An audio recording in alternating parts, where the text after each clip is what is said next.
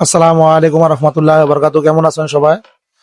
তা আলহামদুলিল্লাহ, অন্য অন্য দিনের মতো আজকে আমার দোকানে কিছু মেহমান আসছে। কারণ সবসময় ইনশাল্লাহ আসে আর তাদেরকে আমি মেহমানদারি করানোর চেষ্টা করি। তো আজকে আলহামদুলিল্লাহ তার ব্যতিক্রম নয়। আজকেও কিছু মেহমান আসছে, ওনারা কিন্তু আলহামদুলিল্লাহ বসছে। আর আমি নিজে হাতে কিন্তু ওনাদেরকে ইনশাল্লাহ দেওয়ার চেষ্টা করতেছি। কারণ এই কারণে নিজের হাতে দিতেছি, নিজের হাতে দিলে অথবা নিজের হাতে দিলে হয়তো নিজের কাছে একটু ভালো লাগে, এটাই হচ্ছে মূল উদ্দেশ্য, আর কোনো উদ্দেশ্য নাই। তো আপনারা দেখলাম আমি নিজ হাতে কিন্তু তরকারি নিলাম, তারপরে ভাত নিলাম, দেখলেন আপনারা।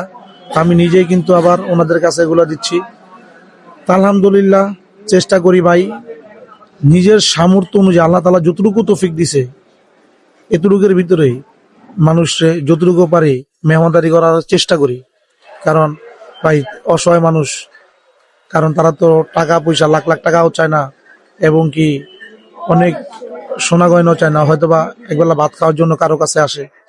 আর আমরা অনেকেই তাদেরকে ফেরত দেই। ভাই আমার অনুরোধ থাকবো, যদি কোনো ভাইয়ের কাছে এরকম গরিব দুঃখী মানুষ আসে, তাদেরকে আপনারা কখনো ফেরত দিবেন না। কারণ ভাই আল্লাহ তাআলা বলছে, যে ব্যক্তি গরিব রে খাওয়াইলো সেজন্য আমি আল্লাহ রে খাওয়াইলো। আল্লাহ তাআলা কিয়ামতের সময় বান্দারে জিজ্ঞাসা করবে, হে বান্দা, আমি তোমার কাছে খাওয়ার জন্য গেছিলাম, তুমি আমার খাওন দাও নাই।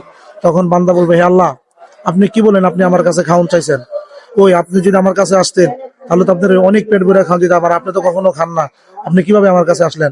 তখন আল্লাহ তাআলা বলবে, হে আমার বান্দা, এক অসহায় বান্দা, গরিব মানুষ তোমার কাছে খাওন চাইছিল, তুমি তারে ফেরত দিছো। তুমি যদি আমার ওই বান্দাটারে খাওন দিতা, তাহলে আমি আল্লাহর এই খাওয়ানো হয়ে যেত।